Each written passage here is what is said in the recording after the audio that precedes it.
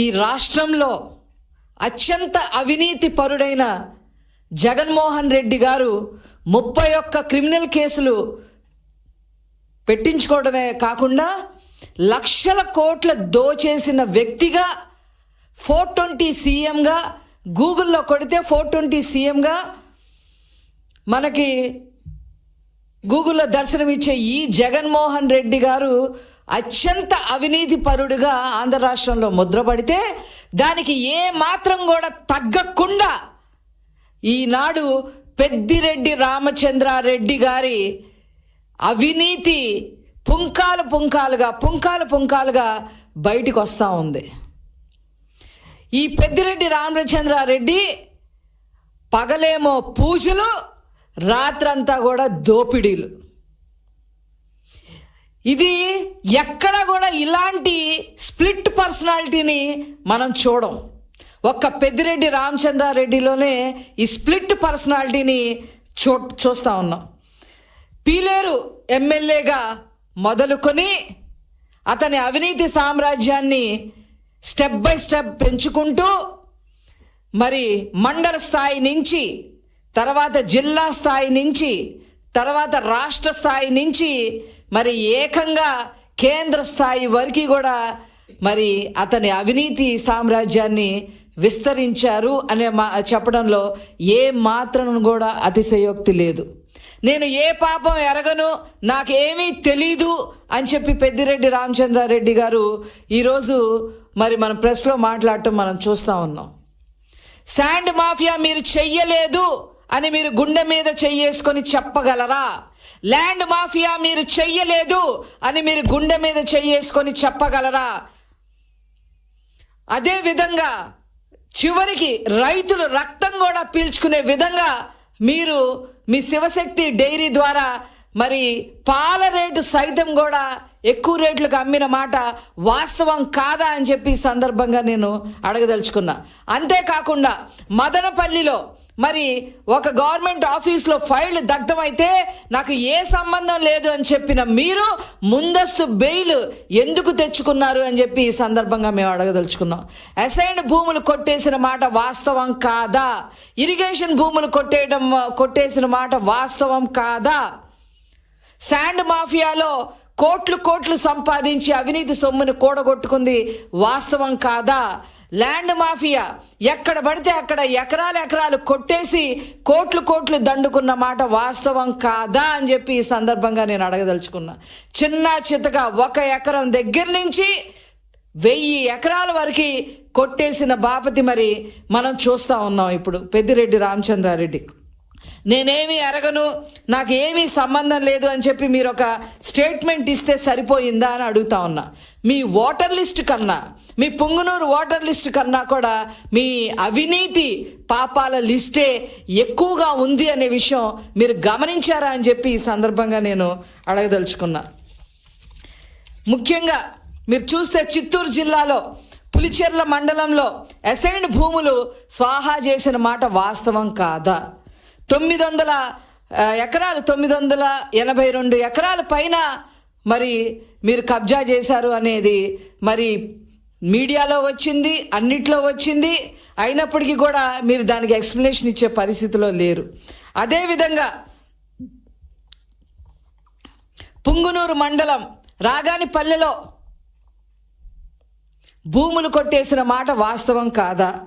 అదేవిధంగా రేణిగుంటలో government land ఉంటే 100 ఎకరాల గవర్నమెంట్ ల్యాండ్లో మధ్యలో 20 ఎకరాలు మీ భార్య గారి పేరు మీద ఎలా వచ్చింది? ఇది ఎక్కడైనా విన్నామా? రేణిగుంట ఎయిర్పోర్ట్ పక్కన 100 ఎకరాల గవర్నమెంట్ ల్యాండ్ ఉంటే మధ్యలో 20 ఎకరాలు మాత్రమే, 20 ఎకరాలు మీ భార్య పేరు మీద ఎలా వచ్చింది అని చెప్పి ఈ సందర్భంగా అడగదలుచుకున్నా. అలా ప్రభుత్వ భూములు కూడా మీరు కొట్టేసిన పరిస్థితి మనం చూస్తూ ఉన్నాం. అదేవిధంగా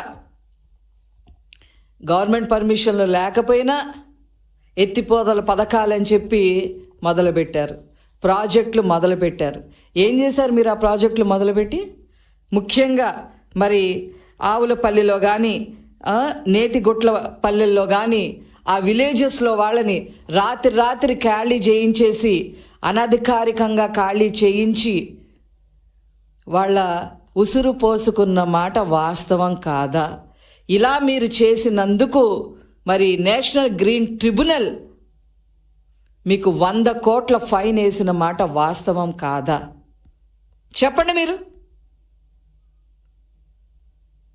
ఇంత అవినీతి చేసి ఇంకా చెప్పాలంటే ఇంకా తెలంగాణలో కాళేశ్వరం ప్రాజెక్టులో ఎంత అవినీతి చేశారు నేను అడిజోడికి పోదలుచుకోవాలా. అక్కడ అప్పటి ముఖ్యమంత్రి కేటీఆర్తో కుంభక్క ఏం చేశారో అవి కూడా ప్రజలందరికీ కూడా తెలుసు.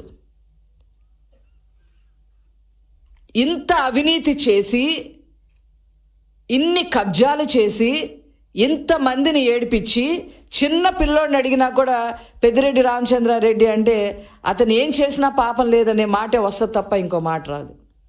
ఇవన్నీ ఒక ఎత్తు అయితే, ఇప్పుడు ఫారెస్ట్ ల్యాండ్స్, అసలు ఫారెస్ట్ డిపార్ట్మెంట్ ఫారెస్ట్ ల్యాండ్ 75 ఎకరాలు మీరు కబ్జా చేయడమే కాకుండా మీ పేరు మీద రాయించుకోవడమే కాకుండా ఏకంగా రోడ్ వేసి అక్కడ ఒక గెస్ట్ హౌస్ కట్టారు అని అంటే దేనికి కట్టారు ఆ గెస్ట్ హౌస్?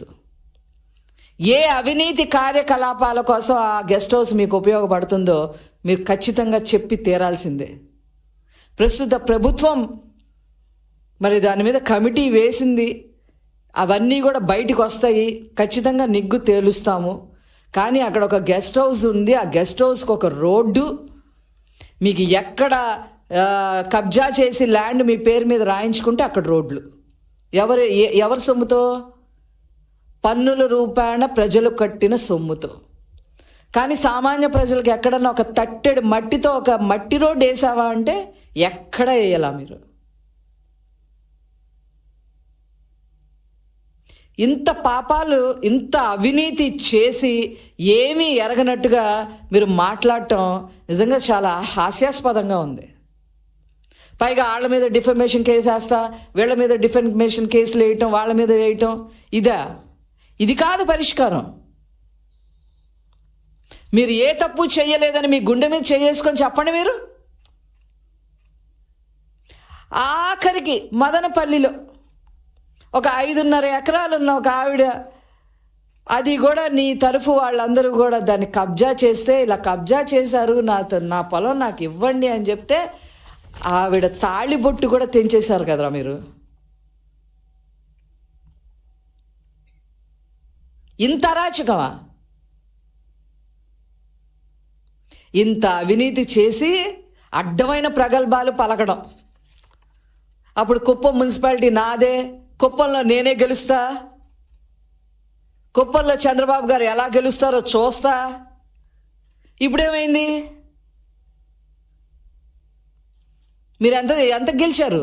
అక్కడ 3 కనుక అంటే ఇంకొక అతను మీ మొన్న ఎలక్షన్స్లో ఇంకో అతను థర్డ్ పార్టీ వచ్చి నిలబడకపోతే మీకు 6,000 ఓట్లు కూడా వచ్చేయగవు. ఏదో కన్నులొట్టబోయి బయటపడ్డామని అంటారు చూసారా, ఆ రకంగా ఏదో బయటపడ్డారు. ఇంత స్ప్లిట్ పర్సనాలిటీని చూడటం నిజంగా చాలా ఆశ్చర్యానికి గురి చేస్తుంది. ఖచ్చితంగా మీ మీద ప్రభుత్వం యాక్షన్ తీసుకోవడానికి ముందుకు వస్తుంది. మీ అవినీతి చిట్టా అంతా బయట పెడతాం. మిమ్మల్ని మీ పక్కనున్న తంబలపల్లి ఎమ్మెల్యేగా అంతకుముందున్న మీ తమ్ముళ్ళు, మీ కొడుకులు, ఫ్యామిలీ ప్యాకేజ్ లాగా మీరు అందరూ ఈ రాజకీయాల్లోకి వచ్చి ప్రజల సొమ్ము మరి తినేసి దేనికి చలనం లేకుండా తయారయ్యారు అని అంటే ఖచ్చితంగా మీ సంగతి ఈ ప్రభుత్వం తేలుస్తుంది అని చెప్పి ఈ సందర్భంగా తెలియజేస్తూ నేను సెలవు తీసుకుంటాను.